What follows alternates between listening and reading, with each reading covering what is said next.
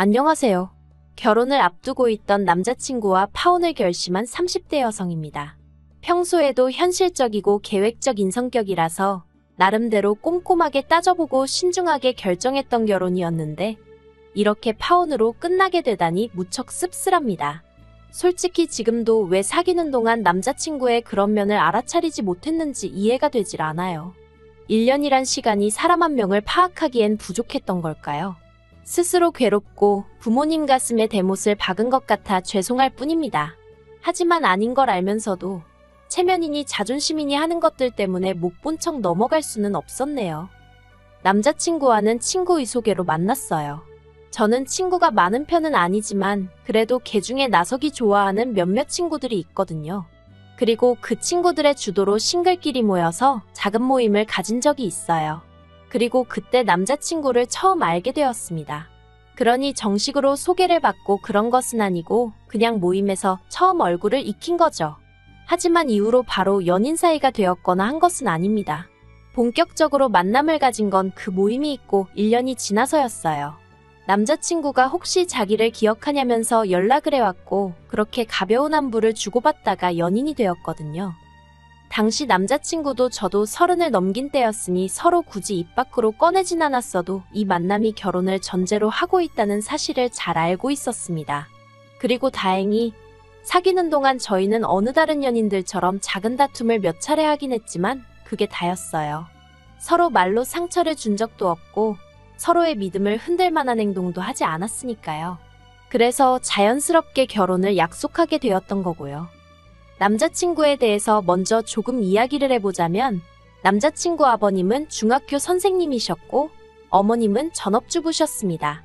그리고 남자친구는 그런 아버님의 영향 때문인지 역시 초등학교 선생님으로 근무하고 있었어요. 그리고 선생님이란 직업은 원래 연금 제도가 잘 되어 있잖아요. 그래서 남자친구에게 따로 묻진 않았지만 적어도 부모님들이 노후 준비는 되어 계시겠구나 생각했네요. 뿐만 아니라 남자친구가 말하길 자기는 따로 어머님 아버님한테 용돈을 드리고 그런 적도 없다대요. 그래서 정말 다행이란 생각이었습니다. 재정적인 부분에 있어서 크게 걱정할 일은 없겠구나 싶었으니까요. 그리고 저에 대해서도 이야기를 해보자면 남자친구가 아버님의 영향을 받았듯 저 또한 친정부모님의 영향을 많이 받았습니다. 부동산업에 종사하시는 친정부모님 덕분에 저는 또래들보다 비교적 이른 나이에 부동산 투자에 눈을 뜰 수 있었거든요. 저는 다른 친구들이 명품 사고 여행 다니고 하던 시기에 알뜰살뜰 돈을 모아 조금씩 투자를 시작했고 덕분에 30이 넘어서는 서울과 경기도에 아파트 한 채씩 그리고 월세 나오는 상가도 하나 갖게 되었습니다. 솔직히 또래들에 비해 경제적 시간적으로 여유 있는 일상이 가능했지요. 그리고 저는 이런 제 조건이 어디 가서 빠지는 조건이라곤 생각하지 않았습니다. 남들 배울 만큼 배우고 비교적 이른 나이에 안정적인 생활을 꾸려나가고 있었으니 제 입으로 말하자니 조금 남사스럽기는 해도 1등 신부감은 아니어도 어디 가서 싫은 소리 들을 만한 조건은 아니라고 생각했지요. 그런데 이게 웬걸 제 자만이었을까요? 남자친구 부모님 특히나 어머님께서 저를 영 탐탁치 않아 하시더라고요. 처음 인사를 드리러 갔던 자리에서 어머님께선 낯선 목소리로 저에게 무슨 일을 하고 있냐 물으셨습니다. 그래서 제가 아파트랑 상가를 월세 주는 임대사업을 하고 있다고 하니 그게 어떻게 직업이냐면서 저더러 결국은 백수라는 소리네 하며 비웃음에 가까운 표정을 지으셨어요. 그리고는 당신은 당신 아들처럼 안정적인 직업을 가진 며느리를 원했답니다. 그래서 지금 이 상황이 영 못마땅스럽고 마음에 안 든다고 하셨지요. 그리고 아무리 제가 성격이 긍정적이라고 해도 그런 소리를 면전에서 들으니 솔직히 기분이 안 좋더라고요. 저는 나름대로 남들 놀 때 열심히 치열하게 살아서 이룬 지금의 여유였는데 어머님은 그런 건 전혀 개의치 않으시는 눈치였으니까요. 하지만 이런 걸 제가 일일이 설명할 수도 없는 노릇이었으니 아들 가진 어머니로서 며느리감에 대해서 뭐라도 트집을 잡고 싶으신 건가? 라는 생각으로 이해하는 수밖엔 없었지요. 사실 이런 모욕적인 언사에도 제가 바로 파혼을 생각하지 못했던 건 그땐 그래도 남자친구가 나름대로 제 역할을 해주었기 때문이었습니다. 예를 들어 어머님이 남자친구 앞으로 선자리가 물밀듯이 들어온다는 말씀을 하셨을 땐 남자친구가 없는 소리 좀 하지 마시라며 어머님에게 무안을 주기도 했지요. 그리고 아무리 잘난 집안에서 선자리가 들어온다고 해도 자기한텐 저뿐이란 말도 얼굴색 하나 변하지 않고 어머님 아버님 앞에서 하는 식이었습니다. 그리고 그런 남자친구의 모습을 보면서 결혼 후 어머님과 제가 부딪히는 상황이 오더라도 이 사람은 내 편이겠구나 하는 확신을 가질 수 있었어요. 그래서 제가 정말 무슨 마음이 태평양처럼 넓은 대인배라서가 아니라 남자친구에 대한 믿음이 있었기에 그런 불편한 언사들도 참아낼 수 있었던 거고요. 그리고 결국 어머님은 저와 결혼하겠다는, 저 아니면 안 된다는 남자친구의 고집을 꺾지 못하시고 저희 둘의 결혼을 허락하셨네요. 저는 친정도움 없이 결혼을 계획한 반면 남자친구는 모아둔 돈이 많지 않았습니다. 그래서 어머님 아버님이 1억을 보태주시겠다 하셨어요. 그런데 제 입장에선 이미 집이며 상가며 들고 가는 재산이 있는데 굳이 신혼집을 또 구하기 위해서 현찰을 동원할 필요가 있나 싶더라고요. 그래서 제가 가진 아파트 중 계약 만료가 다가오는 아파트에서 신혼살림을 차리자 했습니다. 남자친구가 모은 돈과 어머님 아버님이 보태주시는 돈으로 전세 계약을 하자고 했어요. 제가 집주인으로 남자친구가 세입자로 해서 계약을 하자고요. 저희는 당장 혼인신고를 할 계획이 없었고 그렇다고 남자친구한테 몸만 들어와서 살라고 하자니 그건 저희 친정부모님이 탐탁치 않아 하셔서 나온 이야기였습니다. 그리고 이 이야기가 어머님 아버님 귀에 들어가게 되자 어머님은 혼인신고만 안 한다 뿐이지 부부끼리인데 무슨 계약을 맺냐면서 몹시 언짢아 하셨지요. 사실 저희가 혼인신고를 미룰 수밖에 없었던 건 남자친구의 10년도 넘은 청약통장 때문이었습니다. 남자친구가 저와 혼인신고를 하게 되면 2주택 세대가 되어버리고 그러면 청약통장은 거의 무용지물이나 마찬가지였으니까요. 그래서 비록 아버님이 손주를 간절히 기다리고 계시는 건 알고 있었지만 2년 정도의 유예기간을 가져보자고 했어요. 임신을 조심하면서 청약이 당첨되길 기다려보자고요. 그리고 이런 저희 제안에 남자친구는 서운한 기색을 감추지 못하는 듯 했지만 솔직히 청약만 된다고 하면 1, 2억은 금세 오른다는 걸 본인도 알고 있었을 테니 결국 제 의견대로 따르겠다 하대요. 그렇게 어머님의 반대도 이겨냈지. 혼인신고에 대한 서로의 의견도 조율했지. 이제 정말 어느 다른 예비부부들처럼 드레스는 뭘로 할지, 식장은 어디로 할지 그런 것들만 정하면 되는 상황이었어요. 그런데 그런 와중에 정말 막말로 남자친구가 어디서 무슨 약이라도 처먹었던 건지 상상도 못한 사고를 치고 왔대요. 남자친구가 저랑 상의도 없이 청약을 넣은 것도 부족해 덜컥 당첨까지 되었거든요. 솔직히 청약을 넣고 당첨이 되었다? 여기까지만 들으면 다들 잘된 거 아니냐고 생각하던데 문제는 청약을 넣은 아파트는 어머님 아버님이 사시는 본가가 있는 지역이었습니다. 뿐만 아니라 남편 학교에서 1시간도 넘게 걸리는 거리였기에 위치적으로 그 어떤 이점도 찾을 수가 없었지요. 그리고 더 열받는 건 심지어 애시당초 청약이 미달된 곳이었다는 점입니다. 그런 곳에다 10년 넘게 부은 청약이 기회를 날렸다는 게 정말 황당하고 어이가 없더라고요. 제가 도대체 무슨 생각으로 그랬냐고 남자친구에게 물으니 대답도 가관이었습니다. 그래도 자기가 남잔데 제 집에 세입자로 계약을 하고 그러는 게 쪽팔렸다나요? 그래서 홧김에 넣었다는데 뭐라 할 말이 없더라고요. 그래서 제가 그냥 그 청약 통장은 처음부터 없었던 거라고 생각하자 했습니다.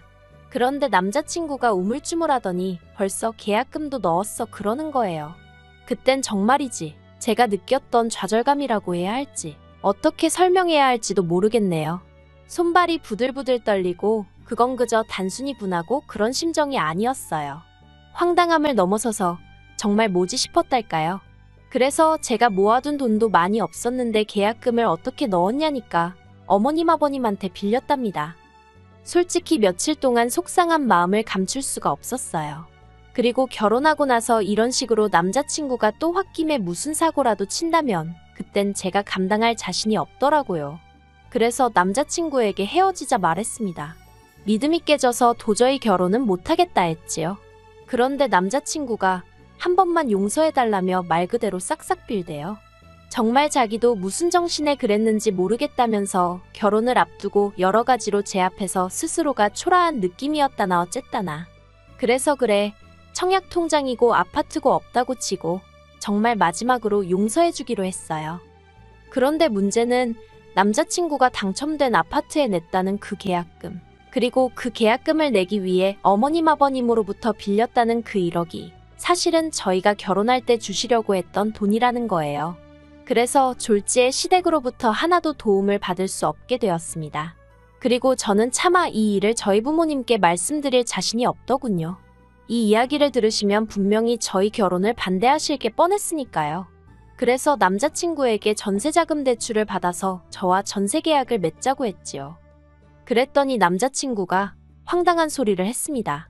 무슨 대출이건 간에 대출은 받기 싫다는 거예요.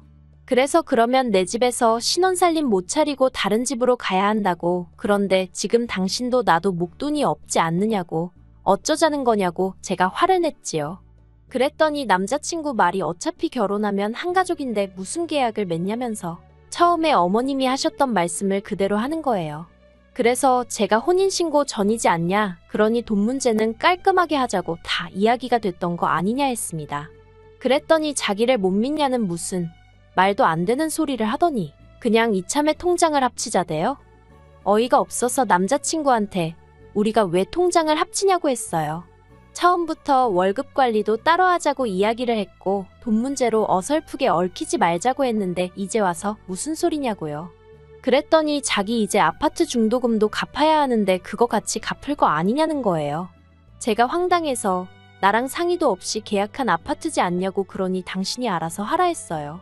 그걸 왜 같이 갚냐고요. 그랬더니 부부니까 공동재산이라면서. 그런데 그 소리를 듣는 순간 왜인지 등골이 오싹하리만치 소름이 끼쳤습니다. 남편 논리대로라면 속으로 어쩌면 제 재산도 다 이제 자기께 된다고 생각하고 있을지도 모르겠다 싶었으니까요. 그래서 말도 안 되는 소리 하지 말라 했어요. 그건 당신 재산이고 내 재산은 내 재산이고 설령 언젠가 공동재산이 되더라도 그건 우리가 혼인신고를 한 이후의 이야기지 지금은 아니라고요. 그랬더니 이제 자기 청약통장도 없는데 혼인신고도 안 할 이유가 없지 않냐면서 오히려 저를 이해를 못하겠다는 식으로 나오대요. 그리고 그런 남자친구의 생각지도 못한 뻔뻔한 태도에 저는 한마디로 학을 댔어요.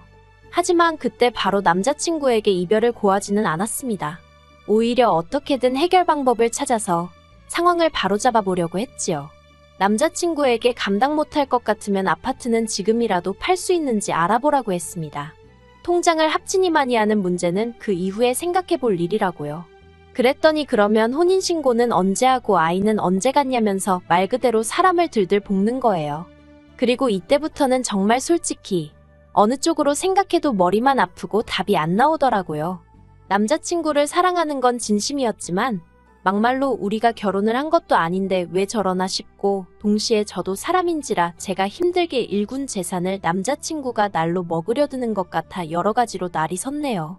그리고 무엇보다도 저랑 상의 한마디 없이 마음대로 계약까지 하고 온 아파트를 가지고는 마치 우리를 위해서 그랬다는 둥, 우리 공동재산이라는 둥 헛소리를 하면서 대출을 같이 갚자 하는 남자친구를 생각하니 우라가 치밀었습니다. 그래서 결국 며칠간 생각할 시간을 달라고 했습니다. 그런데 남자친구는 그것도 싫다며 그냥 제가 말하는 것마다 싫다고 딴지를 걸고 무조건 돈 이야기만 나오면 저를 야박하고 계산적인 사람으로 몰고 가는 식이었어요. 심지어 남자친구 부모님까지 저를 집으로 불러서는 부부라는 건 무슨 계약을 맺는 그런 게 아니고 서로의 부족한 점을 채워주는 거라는 둥 어떻다는 둥. 그리고 그런 일들이 반복될수록 정신적 신체적 에너지 소모가 너무 커지니까 그냥 다 놓고 싶어졌습니다. 그래서 남자친구에게 우리는 아무래도 인연이 아닌 것 같으니 헤어지자고 했네요. 하지만 역시나 남자친구는 이별을 순순히 받아들이지 못했기에 결국 한마디로 네가 가진 게 너무 없지 않느냐고 한쪽으로 기우는 결혼은 하기 싫다고 딱 잘라 말했지요. 그랬더니 또다시 어머님이 전화로 자기 아들이 교사라면서 교사라는 직업 가진 사람을 네 팔자에 또 만나겠냐 어쩌겠냐. 그래서 직업만 교사면 뭐하냐고 교사는 뭐 돈 없어도 살 수 있느냐고 저도 쏘아댔어요. 물론 남자친구네 집이 그 정도로 가난한 것은 아니었지만 저희 집에 비하면 힘든 건 사실이었고 어쨌든 그 심보가 너무 고약해서 있는 정 없는 정 다 떨어지던 상황이었으니까요.